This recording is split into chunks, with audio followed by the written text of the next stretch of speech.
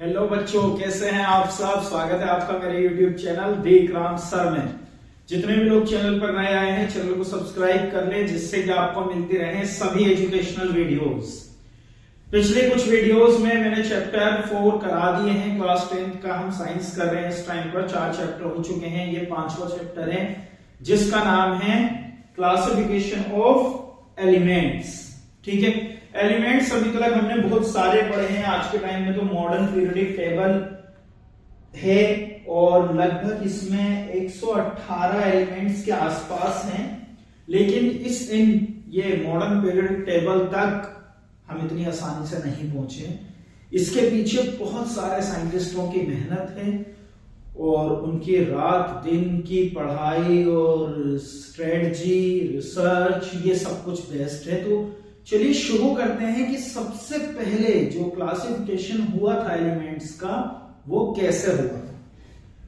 यहां से हम शुरू करेंगे और लास्ट मॉडर्न पीरियोडिक टेबल पर हम चैप्टर खत्म कर देंगे। ठीक है, तो हम कर रहे हैं क्लास 10th, सब्जेक्ट है हमारा साइंस, चैप्टर है हमारा 5। नाम क्या है? नाम है पीरियोडिक क्लासिफिकेशन ऑफ एलिमेंट्स, तत्वों का आवर्त वर्गीकरण। Periodic classification of elements, Hindi में बोलते हैं तत्वों का आवर्त वर्गीकरण। ठीक है, तो ये कैसे हुआ? जैसे अभी हमें पता है कि जो एलिमेंट्स हैं वो हाइड्रोजन से शुरू होते हैं। पहली चीज, एलिमेंट्स जो होते हैं वो 3 तरह के होते हैं, ये मैं बता देता हूं। मेटल, नॉन मेटल और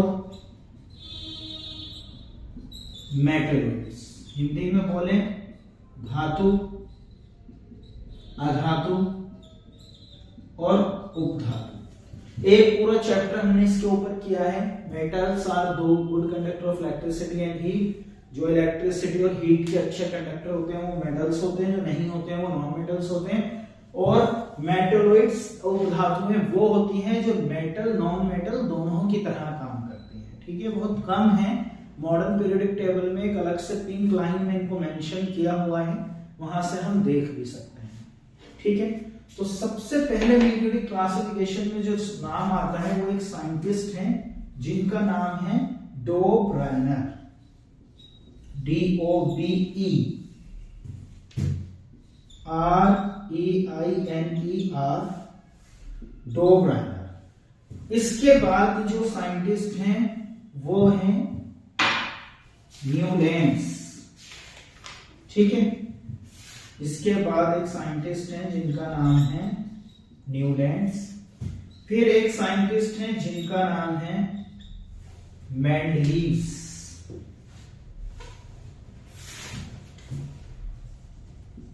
जिनका नाम है मेंडलीव्स। ठीक है, फिर एक साइंटिस्ट और हैं जिनका नाम है नील्स बोर।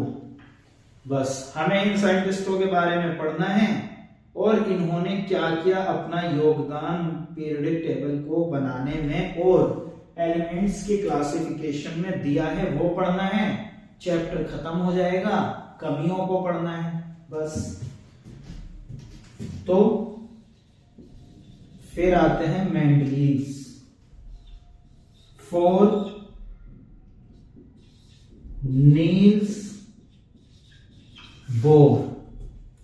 Niels Bohr. ठीक है, अब ये जो साइंटिस्ट हैं ये क्या क्या करते हैं ये देखते हैं। ठीक है, सबसे पहले जो डोब्राइनर है, इन्होंने जो दिया था उसका नाम था ट्राइड्स। आप बुक में देख सकते हैं, हिंदी में बोलते हैं डोब्राइनर का ट्री। ठीक है, तो डोब्राइनर का जो ट्राइड्स है वो मैं दिखा देता हूं, किस तरह का दिखाई देता है। टेबल 5.1। ठीक है, तो इस टेबल में क्या है? Nitrogen, phosphorus, arsenic, calcium, scandium, beryllium, chlorine, bromine, iodine. अब आपको दिखाई दे रहा होगा कि triads A B C 3 groups हैं, A बी और सी। इन तीनों ग्रुप्स में आपको एक चीज कॉमन दिखाई देगी कि अगर आप बीच वाले, इन्होंने क्या कहा उस टाइम पर, देखिए ज्यादा, पहली चीज तो डॉबराइनर सबसे पहले साइंटिस्ट थे, तो उस टाइम पर बहुत ज्यादा एलिमेंट्स फाइंड नहीं हुए थे। डॉबराइनर को भी यही लगा कि ज्यादा एलिमेंट्स नहीं हैं, सिर्फ ये ही 9, 10, 12 एलिमेंट्स हैं, इन्हीं एलिमेंट्स से पूरा दुनिया चलने वाली है। तो उन्होंने उसी के अकॉर्डिंग एक टेबल बनाई और उसको नाम दे दिया डॉबराइनर का ट्राइड्स। जो टेबल थी ये ABC, मैं आपको इसमें दिखाता हूं।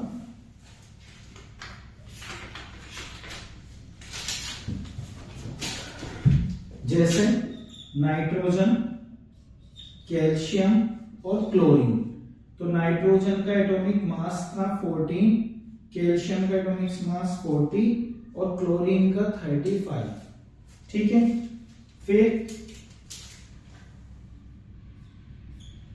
यह हो गया। इसके बाद आ जाइए फॉस्फोरस, उसके बाद आ जाइए आर्सेन।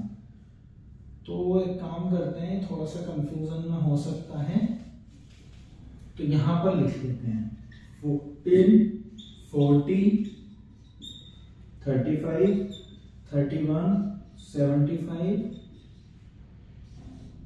87, 137, 80 और 127। तो डॉबराइनर ने ये ट्राइड्स बनाए और उनको लगा कि सिर्फ यही ट्राइड्स हैं, इसके अलावा और कोई भी एलिमेंट्स फाइंड आउट नहीं होंगे। तो डॉबराइनर ने इन्हीं एलिमेंट्स को, देखिए पहली चीज तो डॉबराइनर के टाइम पर एटॉमिक नंबर का पता नहीं चला था, सिर्फ एटॉमिक मास का पता चला था और ज्यादा एलिमेंट्स की प्रॉपर्टीज के बारे में भी, उनकी फिजिकल केमिकल प्रॉपर्टीज के बारे में नहीं पता चला। तो इसीलिए उन्होंने उस टाइम के हिसाब से डॉबराइनर का ये बहुत अच्छा स्टेप था, ये मतलब हमें तारीफ ही करनी चाहिए। बाद में उसमें कमियां निकल गई। देखिए जैसे जैसे हम आगे जा रहे हैं तो जो पुरानी चीजें हैं उनमें कमियां ही होती हैं, तो बाद में और एलिमेंट्स फाइंड हुए, फिर और तो जितने ज्यादा एलिमेंट्स आते गए उतने ज्यादा पुराने वाले में हमें कमी लगती रही। तो नाइट्रोजन का एटॉमिक नंबर था 14, कैल्शियम का 40, क्लोरीन का 35। अब इन्होंने क्या कहा, इन्होंने कहा कि इनके ट्राइड में जो बीच वाले एलिमेंट्स हैं वो ऊपर और नीचे वाले का लगभग औसत है, यानी कि इसका और इसके लगभग बीच का है ये, इसके लगभग सेंटर का होगा, इसके वो नहीं है बट उसके आसपास है। तो डॉबराइनर ने ये ट्राइड्स बनाया था, इसी को बोलते हैं डॉबराइनर का ट्राइड्स। ठीक है, तो डॉबराइनर ने ये कर दिया। फिर आए न्यूलैंड्स, जिन्होंने अपना सिद्धांत दिया जिसका नाम था ऑक्टेट रूल। न्यूलैंड्स ने ऑक्टेट रूल दिया। अब ये कैसा दिखाई देता था, अच्छे डॉबराइनर ने 1817 में ये किया था, 1817 में। ठीक है, ये ट्राइड्स है उनका। न्यूलैंड्स का जो ऑक्टेट रूल है वो क्या है देख लेते हैं। अब पहले ये समझ लेते हैं कि क्या हुआ ये कि बाद में और ज्यादा एलिमेंट्स फाइंड हुए। तो ये टेबल हो गई फेल, एक नई टेबल बनी। जो टेबल क्या थी, न्यूलैंड्स का ऑक्टेट रूल। अब उस टेबल को देखिए आप एक बार, न्यूलैंड्स के ऑक्टेट रूल को। 5.3 वो टेबल है जिसमें न्यूलैंड्स ने क्या किया, अपने सारे एलिमेंट्स को उस टाइम पर जो फाइंड आउट हुए थे उन्हें एक म्यूजिक नोट में रखा, जिस म्यूजिक नोट था सारे गामा पाधा नी। तो सारे गामा पाधा नी यहां पर लिखता हूं, उससे आपको समझ आ जाएगा। सा रे गा मा पा धा नी। फिर मैं एक एलिमेंट लिखता हूं, hydrogen, lithium, beryllium, boron, carbon, nitrogen, oxygen, then fluorine, फिर sodium, magnesium, aluminium, silicon, phosphorus, sulphur, फिर क्लोरीन, फिर पोटेशियम, फिर कैल्शियम, फिर क्रिप्टन हो सकता है, आई थिंक ये टाइटेनियम, मैग्नीज देन आयरन। फिर कोबाल्ट और nickel, copper, zinc, deuterium, indium हो गए, फिर आर्सेनिक। अब क्या है देखिए, न्यूलैंड्स ने ऑक्टेट रूल को, अपने ऑक्टेट रूल को इसके अंदर क्यों रखा, इसको समझना जरूरी है। पहले हम म्यूजिक टोन को रिपीट कीजिए आप मेरे साथ। सारे गामा पाधा नी सा, सारे गामा पाधा नी सा, सारे गामा पाधा नी सा। मतलब आप नी के बाद वापस से कहां आ रहे हैं, सा पर। आप रिपीट हो रहे हैं ना, जो आपका 1 2 3 4 5 6 7 जो आपका 8th टोन होगा वो सा ही होगा, है ना। 8th टोन क्या होगा, सा। सारे गा मा पा धा नी सा, 8th। सारे गा मा पा धा नी सा, तो 8th होगा, रिपीट वहीं आ जाएंगे। सेम उन्होंने कहा कि जो एक एलिमेंट है अगर आप उससे आगे जाएंगे तो हर एक 8th एलिमेंट पहले जैसा होगा। जैसे कि उनका कहना था कि हाइड्रोजन की तरह फ्लोरीन है, फ्लोरीन की तरह क्लोरीन है, क्लोरीन की तरह कैल्शियम और निकेल है, कोबाल्ट और निकेल, सॉरी कोबाल्ट और निकेल है। लेकिन क्या ऐसा है according to modern periodic table? नहीं। तो उसकी वजह से भी ये टेबल हो जाती है फेल। बट अगर हम कंपेयर करें इस टेबल से इस टेबल को, तो ये काफी अच्छी थी। और उस टाइम पर जब हमें ज्यादा एलिमेंट्स की प्रॉपर्टीज के बारे में नहीं पता था, और ये भी नहीं पता था कि आने वाले टाइम में और भी एलिमेंट्स फाइंड होंगे, तो उस हिसाब से तो ये ठीक ठाक है ना।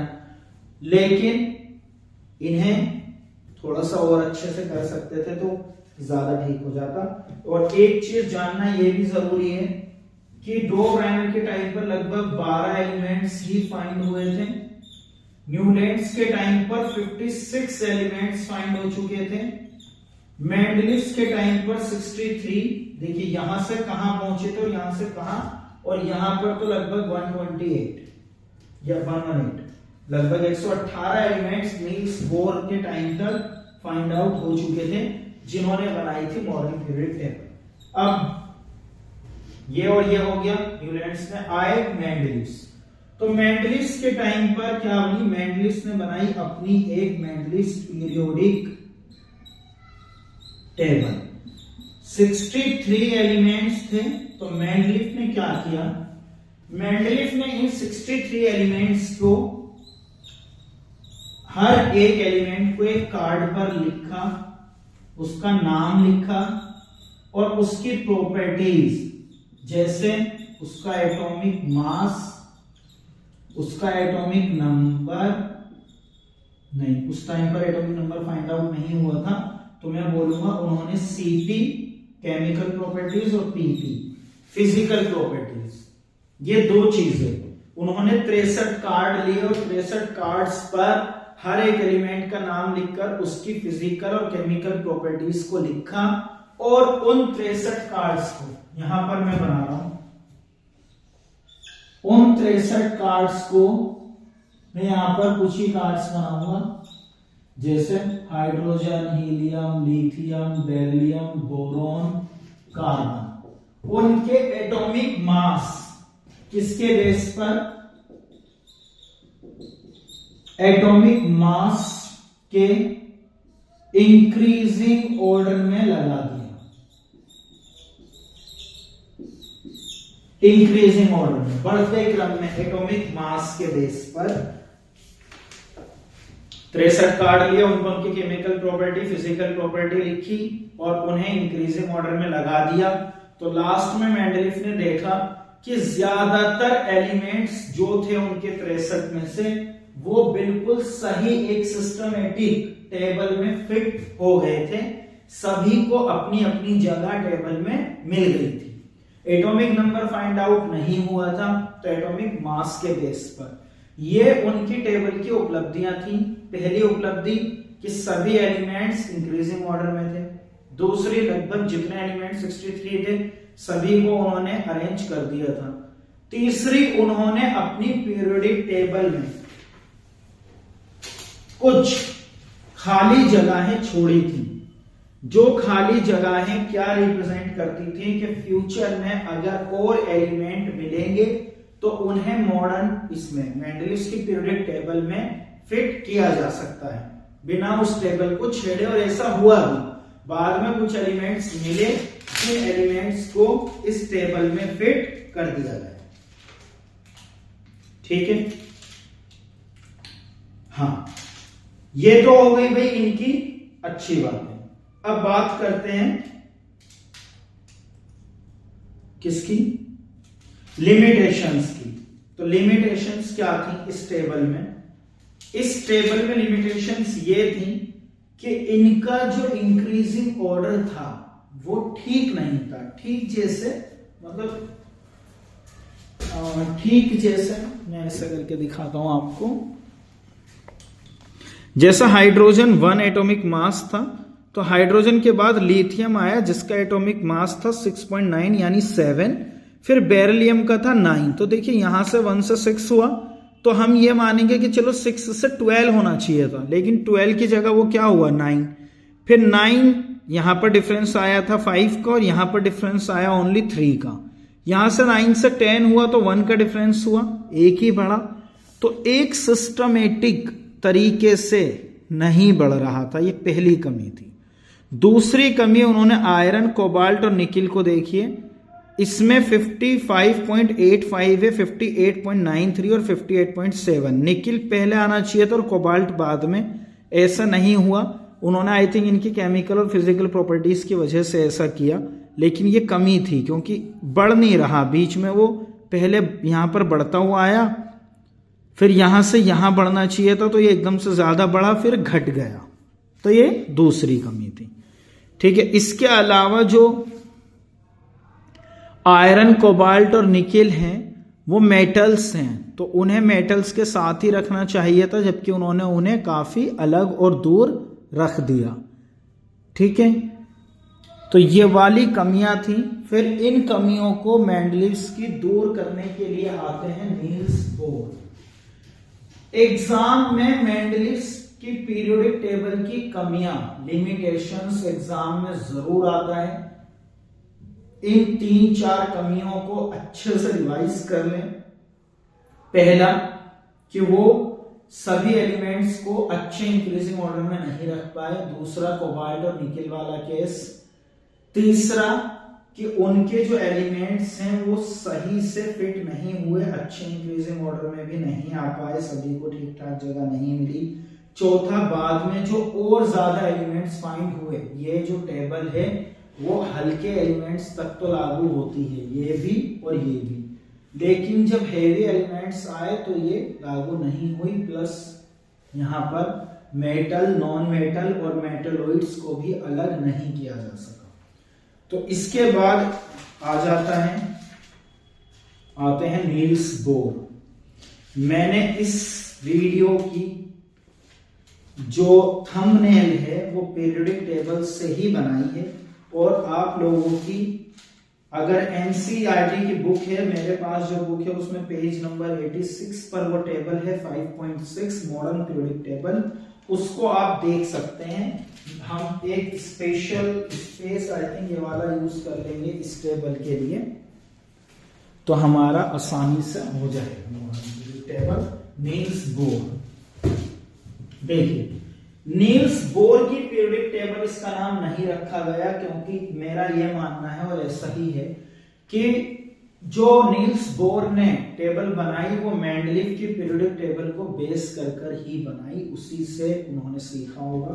तो नील्स बोर ने क्या किया, सबसे पहले इन्होंने बनाई थी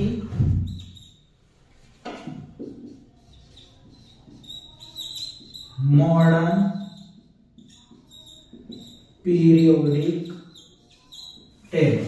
ठीक है, तो नील्स बोर ने मॉडर्न पीरियोडिक टेबल बनाई थी, जिस टेबल में क्या बेस बनाया गया। पहला, उन्होंने कहा कि एटॉमिक नंबर ज्यादा अच्छा है as compared to atomic mass के।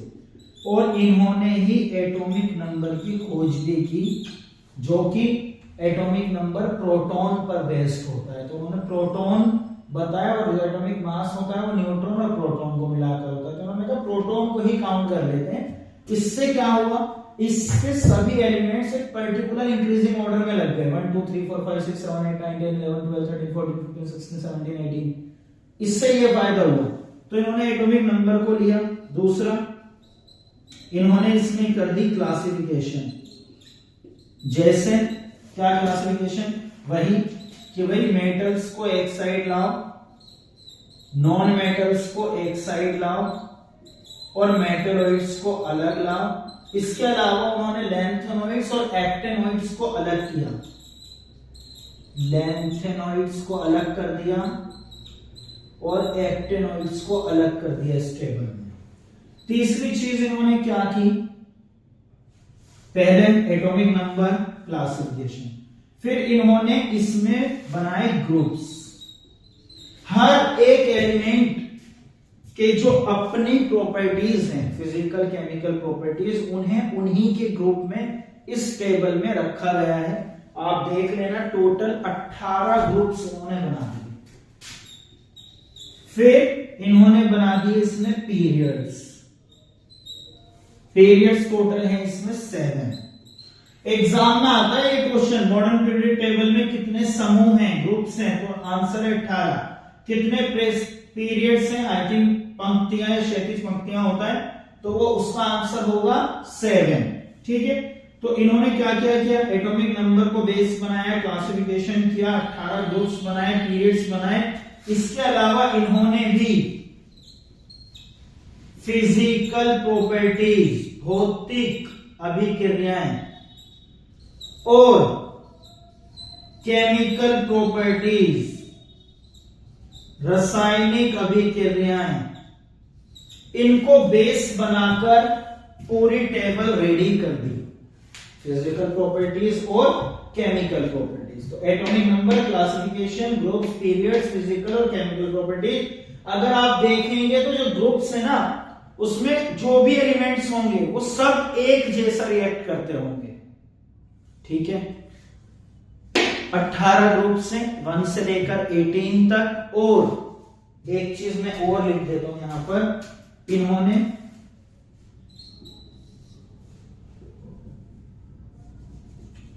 ये थर्ड है, ये फोर्थ है, इसको 5 कर लो, इसको 6 कर लो, इसको 7 कर लो। अरे इसके अलावा इन्होंने एक चीज और की, ग्रुप्स बना दिए, डिवाइड कर दिया, एलिमेंट्स को फिजिकल केमिकल प्रॉपर्टीज में डिवाइड कर लिया। ठीक है, बस के हो गया, छोड़ दो। ठीक है, अब इसके बाद इसमें और भी चीजें क्वेश्चन आते हैं। Position of elements in modern periodic table. तो मैंने बताया 18 वर्टिकल कॉलम्स हैं, 7 हॉरिजॉन्टल रो हैं। वर्टिकल कॉलम्स कैसे दिखाई देते हैं और ग्रुप्स कैसे दिखाई देते हैं। कॉलम्स, ग्रुप्स जो होंगे वो ऐसे होंगे, रो जो होंगी वो ऐसे होंगी। ठीक है,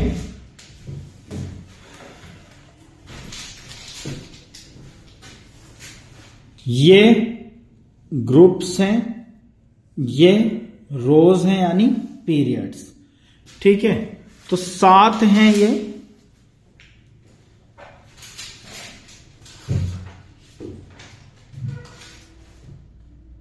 trends in modern periodic table, valency, atomic size, metallic और नॉन मेटलिक प्रॉपर्टीज।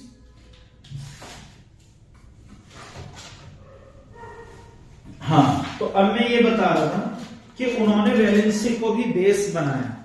आप जो पहला ग्रुप देखेंगे जब, जैसा हाइड्रोजन, तो लिथियम, सोडियम, पोटेशियम, इन सब की जो वैलेंसी होगी ना, देखना आप सेम होगी सभी की। हाइड्रोजन की 1, लिथियम की 1, सोडियम की 1, पोटेशियम की 1, सभी की वैलेंसी 1 होगी।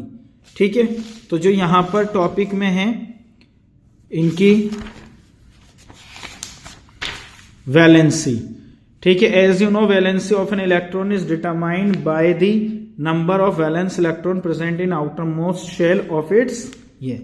और एटॉमिक साइज क्या है, जैसे जैसे आप आगे जाएंगे तो एटॉमिक साइज भी बढ़ता जाएगा। इसमें एक क्वेश्चन भी आता है कि लेफ्ट टू राइट जाने पर एटॉमिक साइज में क्या होता है। इसके अलावा एटॉमिक साइज के बाद वो मेटलिक और नॉन मेटलिक प्रॉपर्टी कह रहा है, ये भी मैं दिखा देता हूं। ये जो पिंक लाइन है, ये इसके इधर इधर जितने भी ये एलिमेंट्स हैं ये मेटल्स हैं, ये सभी नॉन मेटल्स हैं और ये सभी मेटलॉइड्स हैं। यानी ये मेटल्स का एग्जाम्पल है sodium, magnesium, manganese, iron, cobalt, nickel. और ये सभी नॉन मेटल्स का एग्जाम्पल है, ये सभी लगभग गैसेज हैं। और ये मेटलॉइड्स हैं पिंक वाले, ये मेटल नॉन मेटल दोनों की तरह काम करते हैं। ठीक है, यहां पर मैं आपको चैप्टर हो जाते हैं खत्म। एक टॉपिक इसमें वैलेंसी का दिया हुआ था, तो एक जगह यहां पर वैलेंसी निकालना सीख लेते हैं।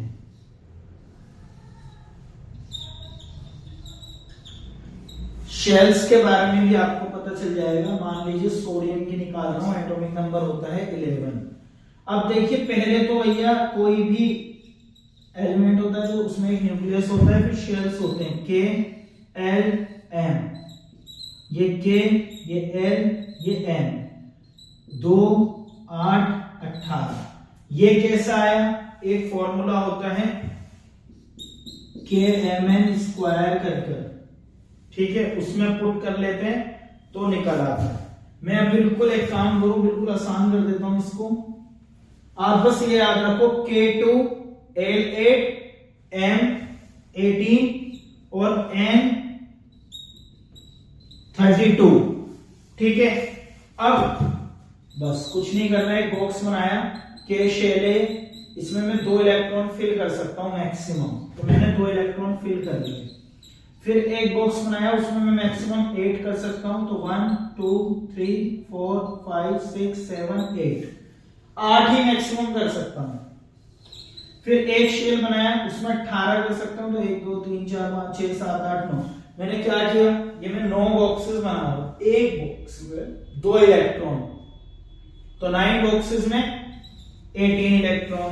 लेकिन अब क्या हुआ, 11 में से 2 यहां आ गए, 8 यहां आ गए, 10 हो गए, बचा 1 यहाँ। वैलेंसी की एक मैं शॉर्ट वीडियो बना दूंगा, उस पर भी आप लोग देख लेंगे, ठीक है। यहाँ चैप्टर हो गया खत्म। एक बार कोई रिवाइज करा देते हैं।